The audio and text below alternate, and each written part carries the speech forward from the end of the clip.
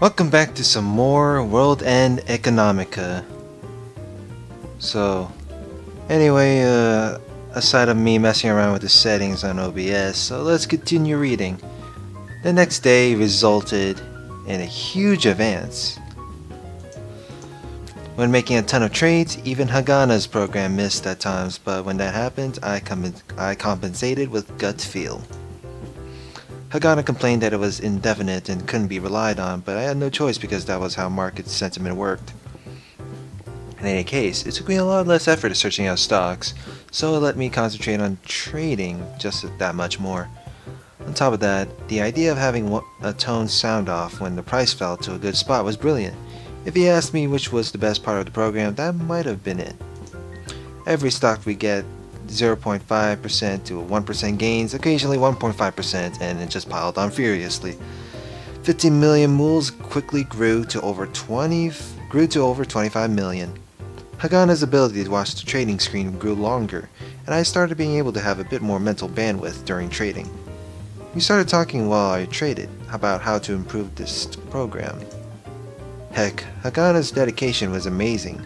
Other than when she ate and slept, it seemed like she was only thinking about this. Occasionally, Chris would come by with a question while she was delivering, and somehow she'd get asked a question herself. Of course, Chris was stunned. Maybe she was a serious student or just meek, but she'd wind up listening quietly to totally unrelated statistics or some other formula with me. And also, if Hagana thought of something, apparently she'd have nothing else but that on her mind. I'd seen her jump out of the bath and run to her room a number of times. Wow. Of course, she was totally naked. She didn't even carry a towel. The first time I had been messing with my laptop at the table and Lisa had been studying on the sofa. We were so surprised we just sat there stunned looking at Hagana. Just after Hagana flew into her room, Lisa finally came to herself and flew after her. I watched Lisa go and slowly returned my eyes back to the computer like a robot that had run out of oil. Hagana's smooth body was burned into my retina, whatever. Streamlined skin that was seemingly soft and yet shone like porcelain. It seemed so much like the dolphins I saw at the aquarium. I was moved. When Lisa brought Hagana back wrapped up in a sheet, I definitely couldn't look over. After shoving Hagana back into the bathroom and shutting the door with a great sigh, Lisa took her head mournfully. After the second time, Lisa just calmly went to return Hagana to the bath like a household chore. By the fourth, apparently Hagana learned to take her terminal into the bath with her. Or maybe Lisa just gave in and allowed her to take it into the bath. Apparently she had thought that holding it with wet hands might get her electrocuted. In that way, the program was improved, and I also learned how the program worked. I managed to find a knack for it, learning the places where I could trust it and the places where I couldn't. Many times I thought that it felt like gears coming together. In the imaginary space of the investing contest, it was like we were playing a game of chance, where we knew most of the odds. In that situation, you could say it was only a matter of time before my greed came out. Well, at the beginning, I hadn't thought I would be able to use Hagana this way. Even though it was just a fake market, for us to be profiting this consistently, there wasn't a reason not to. Essentially applying it not just to fake market, but real trading.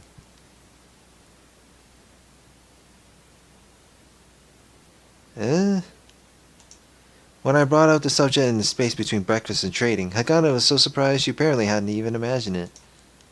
The thing I made. Yeah, the program you made. Hagana just stared at me blankly, looked at the program that was in the middle of calculating parameters, and then looked at once more at me. But this was made for the contest. Can't be totally useless. Hagana looked at me repeatedly. She looked at me like I was talking in birdsong, and she had no idea what I was saying all this time.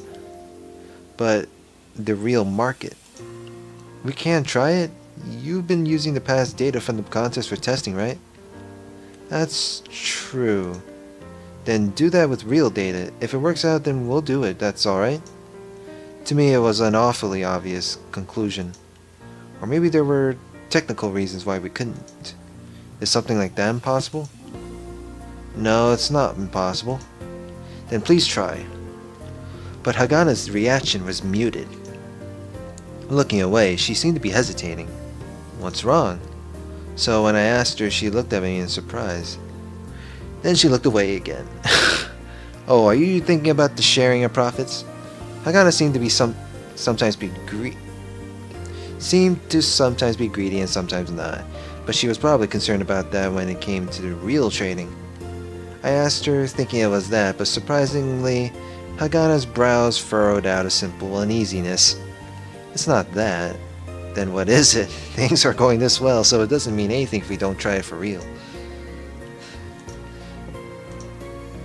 Gazing at Hagana as she looked downwards, it just started to feel like I was picking on her. But I just had no idea why she was hesitating. I didn't have anything else to say, and I also couldn't just say, then let me borrow the program.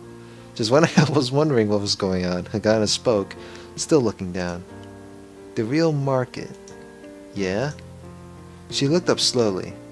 It involves money, right? A worried face. Well, of course. Then I don't think it would go well.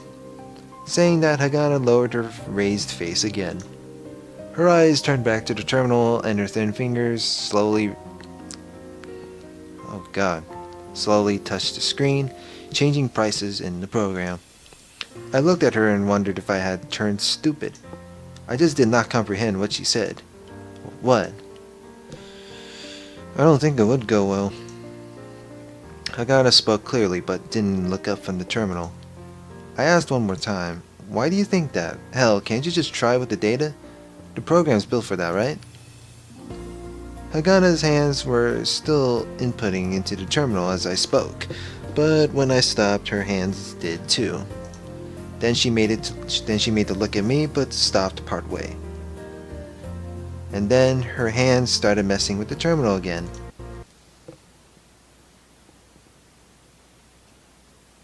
I finally lost it and grabbed her thin fingers with my fists and turned them towards me.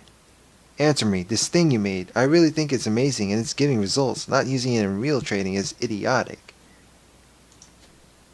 Hagana silently tried to free her hands from mine, but there was no way she could throw off my grip. I let go of her hands, but not because she started clawing or tried to bite. Suddenly she looked like she was about to cry. Don't cry. I'm not crying. Saying just that, she pressed her lips tightly together. Apparently trying to hide that she was about to cry, she spoke curtly.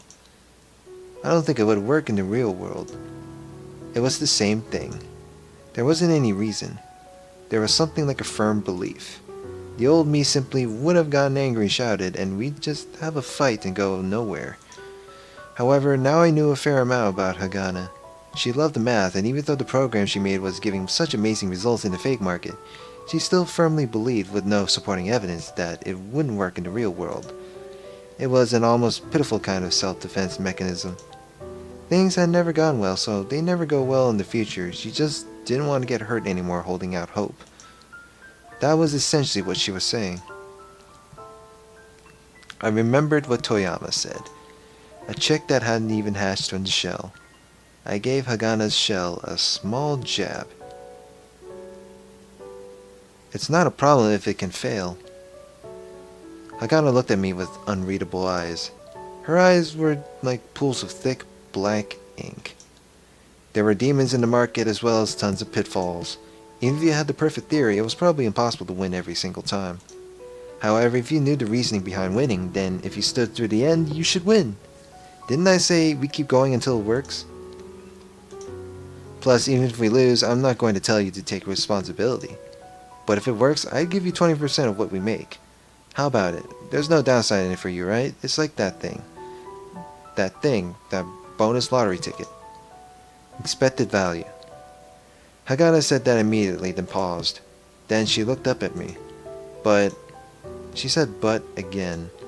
The shell still held firmly shut. However, from between the cracks she could hear, I'm scared. It was probably because I was someone who came from a lucky walk of life.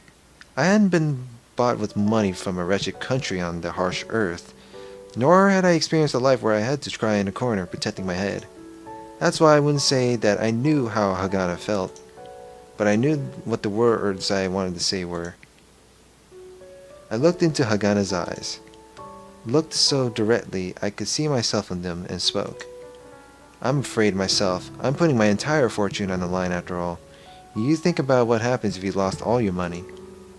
When my net worth dropped 1%, that was when my body had 1% of it cut off. If you considered Lisa's body to be made of books, then mine was made of money. Hagana looked at my eyes and swallowed like she had a small hiccup. Then she lowered her eyelashes weakly, her eyes swimming. I was about to shout. However, Hagana's swimming eyes went to my computer screen, and she spoke in a small voice. Trading. Yeah? It started. Alerted by those words, I looked at the screen. Hagana's program would decide what stocks were going to hit today, so there wasn't a reason to rush. In fact, I knew that waiting for the market to start moving a bit and letting it recalculate actually improved the results. That's why my eyes were taken by the screen for an instant, but I quickly turned back to Hagana. However, Hagana may have just wanted some breathing room, even if it were for that one instant. Okay. What? She said that before I could even turn my eyes back, and I was a bit confused. But Hagana didn't speak again and turned her face back to her own terminal. In front of me was the usual profile of someone who didn't really listen to people. I don't know why, but somehow it looked different from usual. By the time I realized that her cheeks were a bit red, it was already the end of the day and I was in bed. By the next day, Hagana had contacted Saralt, and a program that used real trading data to calculate prices was complete. I had no idea whether it was Saralt or Hagana who was amazing, but in any case it was all amazing. That program could even work in the real world.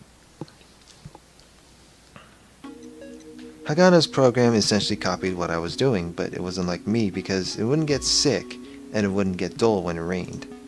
It would scan the entire market tirelessly every day and always come back with some kind of seed for profit. I'd give that water and care. When it sprouted, I'd harvest. On the fake market, in a week we went from 25 million to 32 million wools. In the real world, 70,000 wools became 79,000. The reason why the gains in the real world weren't that much was because the situation was more complicated, and so the program's effectiveness was lower. Also, I couldn't bring myself to be that confident. However, Hagana's program did give me clues, and with those clues, I could pry open the piggy bank. Didn't I say it would work? After the first trade, I remember saying that to Hagana. Hagana was still acting like a kitten that had been teased and was still wary. When I ran away from home and started trading, I had profited so insanely that I wondered repeatedly if it had all just been luck. But I had accumulated so much profit that I started wondering if the world was really that easy. Of course, for the moment we were moving sluggishly or marching in place, but I thought it was just a temporary thing. Hagana was basically listening to how I made decisions and then turned them into formulas. It wasn't making me obsolete so much as just handling calculations I couldn't do. Like how when people pulled limestone from the lunar surface for buildings, they used machines to make their work faster. Machines could do everything a worker could do faster and to a larger extent, but they couldn't construct a building like a worker. In the end, it was a question of give and take and which tool could be used the best. Hagana said that she could create a program but couldn't put it to use. I was the reverse. However, I also knew that Hagana's understated but deep suspicions came from a different source. Things couldn't be going so well. If it were going well, that'd be just luck. If that weren't the case, then the world wouldn't be this unhappy. That's why, after the first day of trading ended, in order to help Hagana believe in her great success, I ran to the shopping center and withdrew some money. I had confidentially said that I'd give Hagana's 20% of all the profits, so I withdrew 240 mules based on the 1,200 mules of profits from that day. Then I shoved 2 100-mule bills and 2 20-mule bills at Hagana, who had been glancing at the trading records. I wanted to show her that these weren't profits from the fake market. I wanted to teach her that her abilities in math weren't something for solving just problems on paper, but could bring in money if used properly. Having 4 crumpled bills shoved at her, Hagana was so surprised she couldn't even speak. Her face was full of surprise, like she just saw a picture of food suddenly becoming real food. Ooh. When she finally reached out with her hand slowly, she didn't aim to take them, but touched them like she was checking that they were real. This is real? And finally, she turned to me and asked, her brows furrowed, looking at me as if I were a hard-to-read piece of text. I didn't get angry or exasperated or suspicion. I straightened up and nodded proudly. That's right, we made 1,200 moves today, not in the fake world, in the real one. Hagana stared at me, then looked again at the bills. The crumpled things made a weak, crinkling noise as she touched them. But even then, they definitely existed, and if she used all 4, they could buy plenty of things.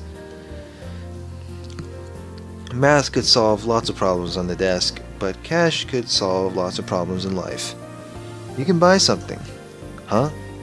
The money you made teaching math, all of it you gave to Lisa, right? Don't you have anything you want? When I asked, she apparently couldn't think of anything. With an extremely young and innocent look, she tilted her head and thought. When I went to ask Chris what sort of things Hagana liked, there hadn't been a good answer. Maybe she just didn't have an interest in that kind of thing. There's nothing I want.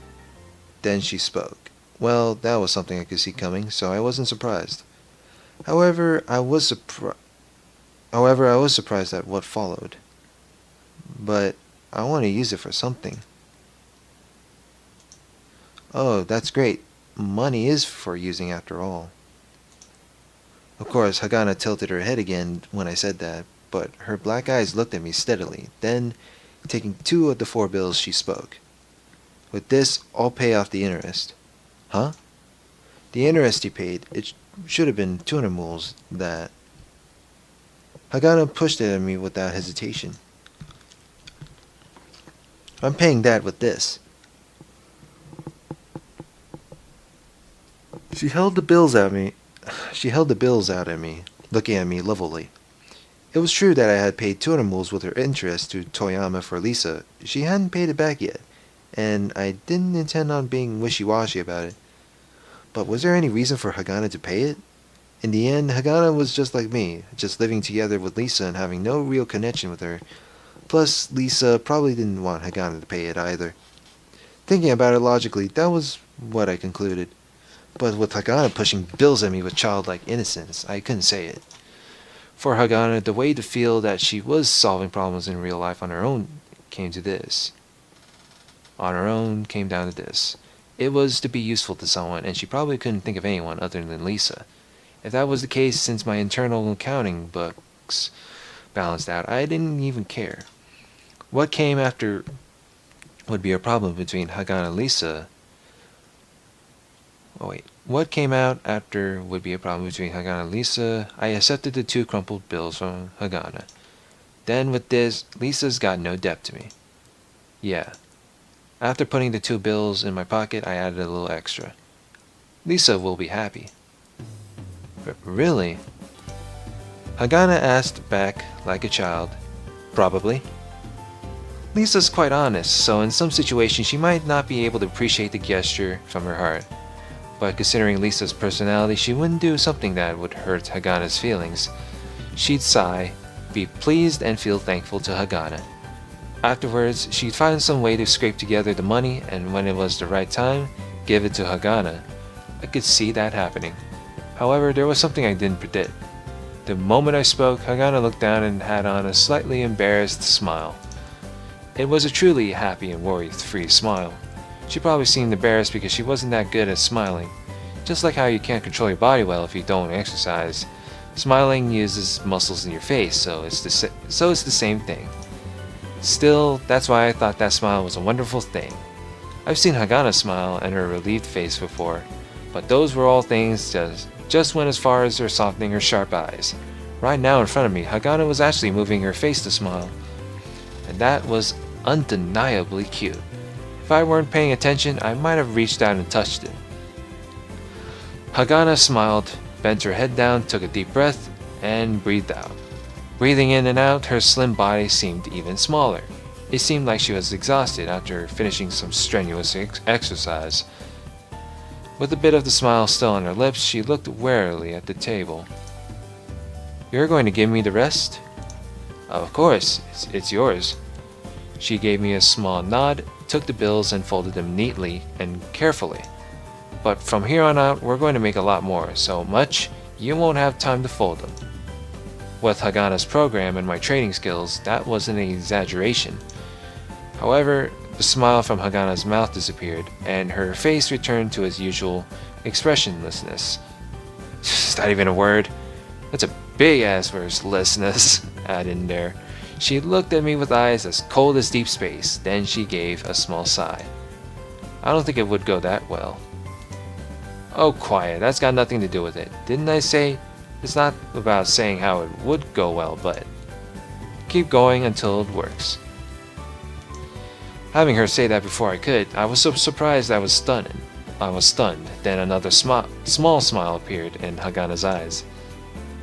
"My heart is beating really fast for something like this to happen. I can't believe it." Hagana put her thin hands on top of the black clothing on her chest.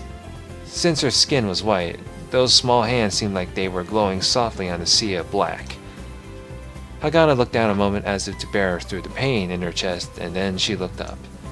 She had sharp eyes, but they were just a little soft too. Even now, they seemed they might suddenly smile, and I felt something close to fear. Still, obviously there was no way Hagana would be doing things like a cute girl would. But instead, with a friendly yet expressionless face, she spoke. "Thank you." As if nothing special had happened, she quickly turned her eyes back to her terminal. "What?" Until she asked that, I had just been staring at her.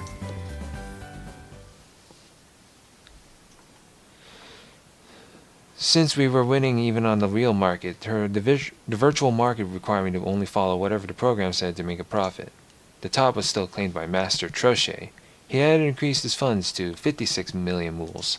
In second place was apparently someone who classed onto some skyrocketing stocks these past few days, shooting him into the top 10 with 41 million mools. Third through fifth were very close to each other in the low 30 million mool range.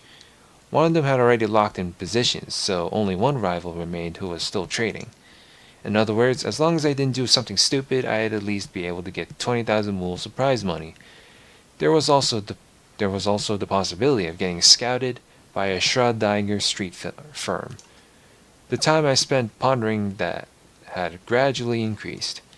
This wasn't simply a pipe dream, since this was a reality that was actually in reach. I couldn't help but imagine what would happen. If the doors to Schrödinger Street would open, that would be a big step for me to reach my dreams. That street, washed over by a sleeping cat, was a direct golden path to enormous wealth. It was a Sunday morning like many that I had spent at Lisa's church. While lying in bed, I stretched my hands towards the ceiling and grasped at something invisible. This was my chance. This was fortune knocking on my door.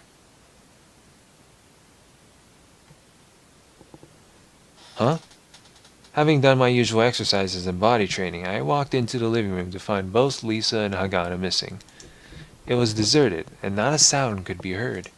Well, since this was later than usual, perhaps Lisa and Hagana had gone out somewhere. However, it still felt odd to me. Lisa would be the type of person who would at least leave some breakfast prepared for leaving. Instead, Lisa's terminal sat on the table.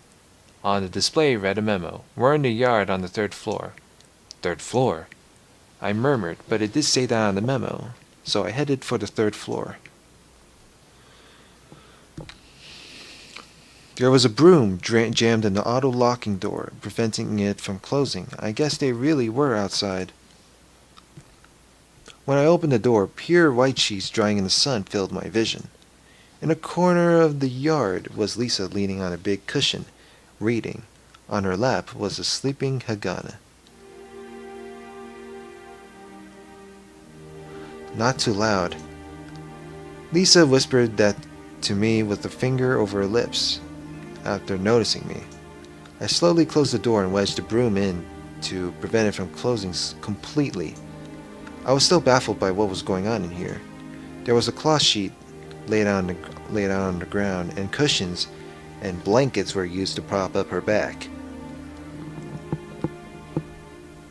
In arm's reach were a canteen and a cup of steam rising out of it, as well as some light snacks. It was just like what they'd call a picnic back on Earth. Sometimes it's nice to have one of these. Lisa held the plate of light snacks out to me. I walked over and picked up a sandwich while I was standing and munched on it. Quiet, peaceful, isn't it? Lisa looked up at me from behind her glasses. Beautiful weather and relaxing low gravity. These were the only things we needed to turn people born on the moon into idiots. I feel like I'm about to die. I guess you're a boy after all. And Hal is like, I guess I'm just a boy. I shrugged and then took some coffee Lisa poured for me. The program Hagana made. Yeah? It's being used on the real market as well, right? Hagana really took a liking to Lisa. Even now on Lisa's lap, she was sleeping calmly and breathing through her half-open mouth. Yup, and it's doing quite awesome.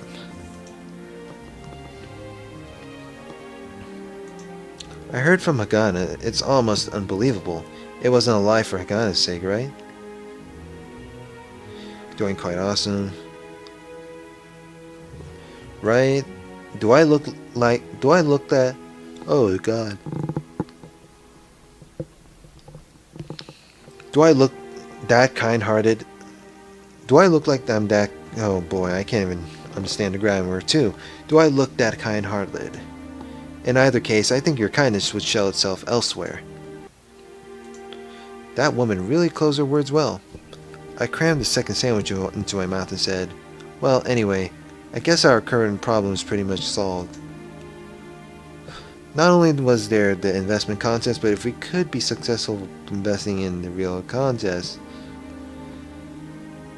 but if we could be successful in investing in the real markets, we should be able to blow this money problem out of the water. Before long, we'd be able to make 50,000 moves with no sweat. So with that down... Yeah? What are you going to do afterwards? I had been looking at the scenery, and I looked back at Lisa. On her lap lay the sleeping Hagana, and her head was an old book. Oh, I said head and not hand, and in her hand was an old book. This was definitely exactly how Lisa would want to spend her days. Lisa wasn't the type to walk into Newton City and into the world of wealth and opulence. I had originally planned to simply rent out a place to live temporarily over here. Even if I didn't get scouted, I was planning on heading into Schrodinger Street with the experience I had from the investment contest to solidify myself. If the program continued the way it was, my funds would increase further, and there'd be no problem finding a place to live over there. However, it was very comfortable staying here, and frankly, that was giving me a bad feeling. However, I shrugged at this question and replied in the following manner. Dunno. I see. Well, I was talking to Lisa, so as an adult, my inner thoughts should be plain as day to her. She loosened her expression and looked at the nearby Hagana. If you leave, Hagana will probably feel sad and lonely. That's a great joke. Oh, I was being quite serious. Really? I was at a loss for how to answer the serious-faced Lisa and ended up hiding behind my coffee. I slipped, buying myself some time. The moon's a small place. Lisa opened her eyes, slightly surprised, and then she sipped lightly on her coffee and replied, I guess you're right. She continued after pausing for a sigh. However, didn't they build up a new city? The moon will expand. Oh yeah, I heard about that too. I think that they also built a large essential... I heard about that too. I think they also built a large-scale residential district over by my house. I wonder if they could make a second orbital elevator. What? Now that's something impossible. I do wonder, but it does look like the moon is going to get a little more lively. Hagana got a little restless on Lisa's lap with her talking. I guess we were a bit too noisy. Lisa looked at Hagana and then put her index finger to her lips. Hagana was a bit restless for a while, but she eventually returned to breathing softly. Huh. Too noisy, oh boy, blah blah blah.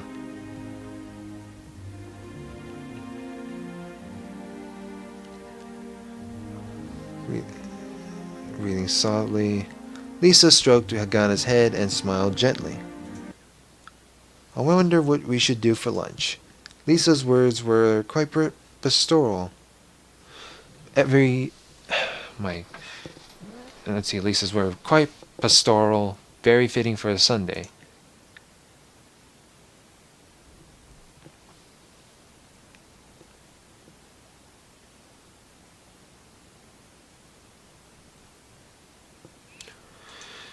Let's see, return to main menu. No, I want to save real quick.